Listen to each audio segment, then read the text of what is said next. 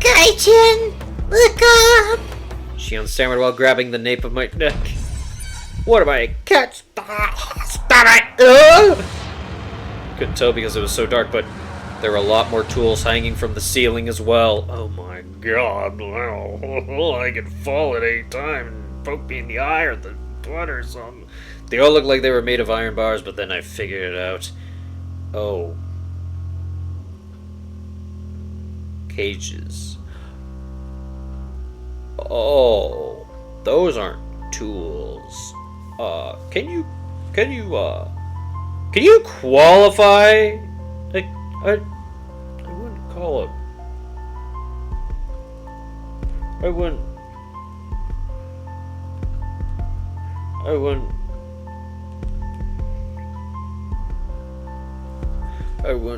wouldn't, but okay. For cages, they were very small, cramped cages, just for one, like a casket. Children like you. Okay. If you got locked up in there, no, you wouldn't get locked up inside it. There's another tool meant for restraining people where the iron bars would squeeze you tightly. Oh. Oh no. That'll give you claustrophobia. All the so many big and large. Things of all shapes. Hanging down. Ugh. Don't use that voice out of... No.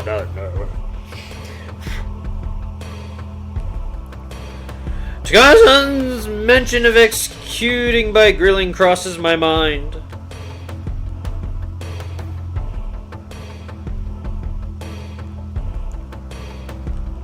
We weren't just surrounded on all sides by these terrifying instruments.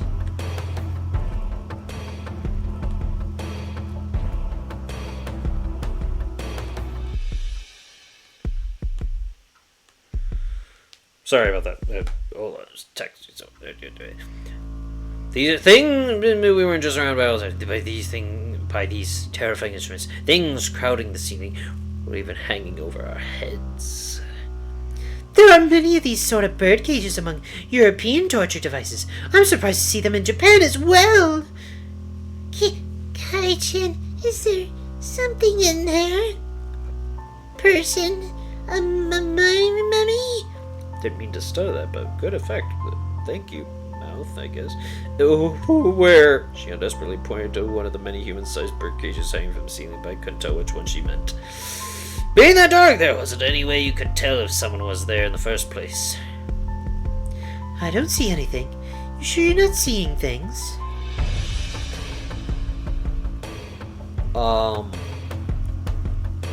Shion didn't seem convinced, but without a means to confirm her for ourselves, we wouldn't do much but wonder. My Barakun, after seeing this, have you come to believe in all of it? She's not on screen, but I feel like that's coming from her. Maybe it is from Shion? My Barakun, after seeing this, have you come to believe in all of it? The countless terrible rituals passed down in Hinamizawa? It's got nothing to do with believing in them. Now that I've been shown the real thing like this, there's no possible way to deny it. Even the nations of Europe, with all their beautiful landscapes and legends, were like a maelstrom during the terrible witch hunts in the Dark Ages. We didn't even bring up the Iron Maidens. They're very cage-like, as I guess technically that is considered a tool, isn't it? It's well known that the era gave birth to countless gruesome forms of torture and execution. Quartering. I see. That's fine. Japan was the same way, didn't it? Have its own era of hellscape, like torturous feasts because of religious suppression and things of that nature. Hinamizawa itself had such a period. It had that much history behind it. Even in Europe, land of the witch hunts, that was all far in the past, no more than a series of historical events, and in this age, nothing that abnormal would ever happen. That must apply to Hinamizawa as well, right? Just as Europe had its Dark Age, Hinamizawa had one too. That's how they should be taken. Even if these things are all really happened in Himizawa. They're all long past. They don't have... No, maybe this is me talking. They don't have anything to do with the people living in Hinamizawa right now. My Barakun, you really do like this village. Didn't sound like she was making fun of me. Takano-san gave me a light smile. Takano-san, you're researching whether those customs survived into the present. You are right. Woo! Shion suggested something that made my heart leap into my throat! Oh!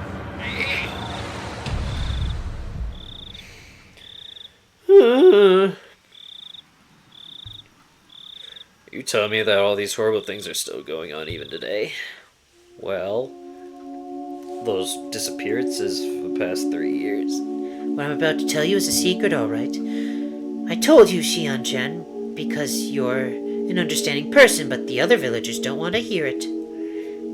If things go awry, I could be ganged up on and punished. Shion flashed a devilish smile as if reveling in the immorality of it.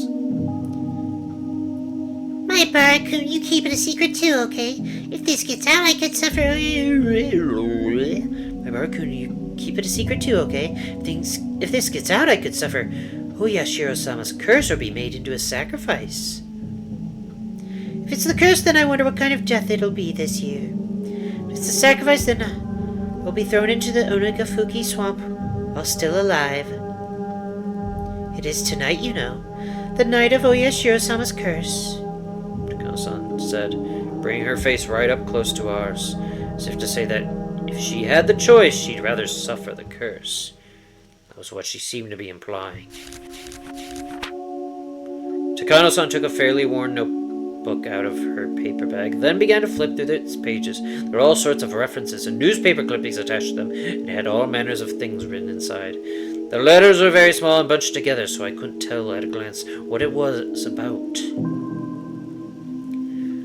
What I'd really like to do is search through the National Library for newspapers from the era, but here it is. A photocopy of a page from some book was slid into the notebook, and it, too, was written in small, tight lettering. Like the other pages, I couldn't tell what it was about just by glancing at it. This is a story that actually happened. It was around the end of the Meiji era. They discovered an unknown mangled corpse, the victim of a murder in Onagafuki village. And no newspaper clipping attached to the page spoke of something that was no mere rumor or fairy tale. We don't have much police documents from the time anymore, so it's all based on oral traditions and memories. See, it's not very clear, but it looks like a cutout of a newspaper from the Meiji era. Never before has there been a corpse treated with such cruelty and inhumanity. Could it be the work of a demon? Being a copy of a copy, it was very hard to make out, but it was more than enough to make me feel strangely tense. Sorry, I didn't mean to keep reading this. I just really like my my old-time radio voice. Hats, get your hats here. Hats at the hat market. There, hats for everyone. Hats, hats, hats. Oh, sure. Being a copy of it was hard to make out, but it was more than enough to make me feel strangely tense. Near the end of the Meiji era, in old Onagafuki village, a mangled corpse was discovered. The identity of the corpse was unknown. It wasn't even in a state where it could be identified in the first place. It was missing a head, and each limb was separated from the body.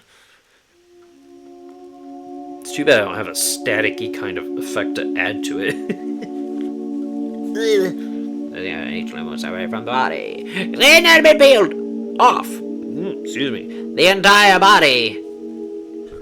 And there were markings that implied terrible torture in every place imaginable. Could kind of gargle my throat, maybe. Not only that, no. Wait. Not only that, but the belly had been cut open by a sharp knife, with the entrails completely dragged out. Just pushing on my throat. Just slightly in a specific spot. The police immediately began an investigation, but since they couldn't even determine the identity of the victim, much less the criminal, finding answers was extremely difficult.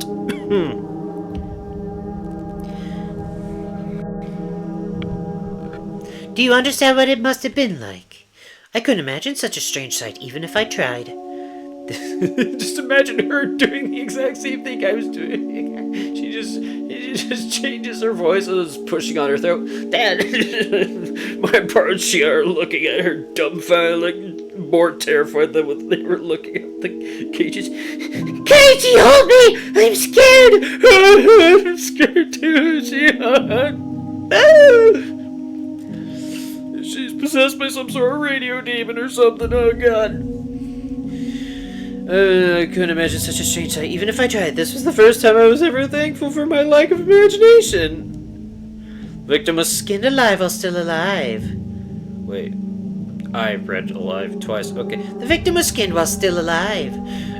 Yes, they were skinned alive while still alive. Oh, damn. Oh, who'd have thunk?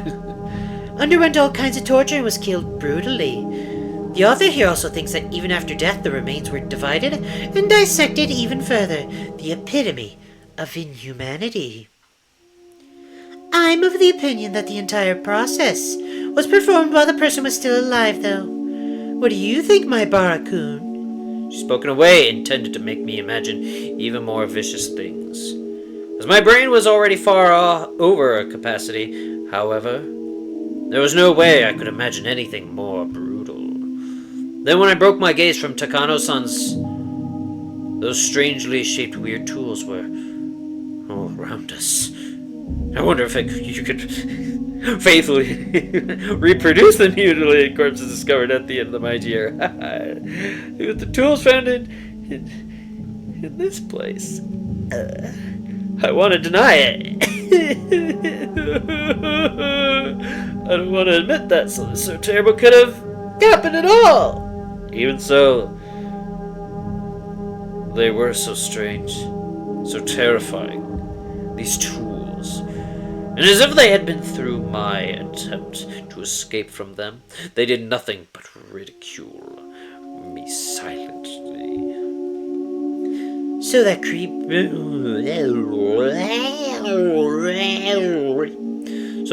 incident, what was it? What was it in the end? The author says that regarding Onikafuki village's dreadful customs, they've survived into recent post-Meiji days, and that perhaps they lasted until around the beginning of the Showa period. This corpse, which at a glance had been brutally killed after a period of torture. In actuality, however, it was pitiful sacrificial remains of the man-eater's terrifying feast. The corpse was just leftovers. It was so fantastic, so strange that it didn't feel real. I thought he was talking about the body. I was like, wait, what? Were you there? Did you have a little snack while you were visiting? What? It was so fantastic, so strange. It didn't feel real. Was this an extension of the legends too? It happened in the Meiji era, though, which is just too recent to be called a legend. Also, there's a newspaper clipping right here suggested it. Okay, but even if it really happened, it was a long time ago, right? I mean, the Meiji era ended 100 years ago. That's all? Only 100 years ago? Besides, it kept happening even after the beginning of the Showa period. Like with the uproar around the...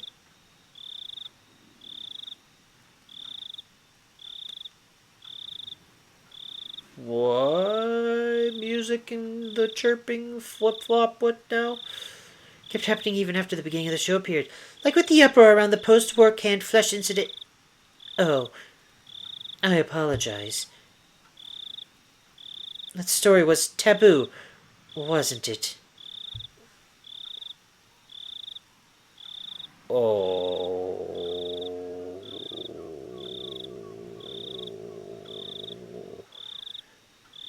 Okay. Takano-san immediately stopped talking as if worried about Shion. Shion briefly looked somewhat angry, But that expression soon disappeared. Huh? Takano-san, what did you just say? Canned flesh? Just then there was a huge creaking noise. Everyone whipped around to look.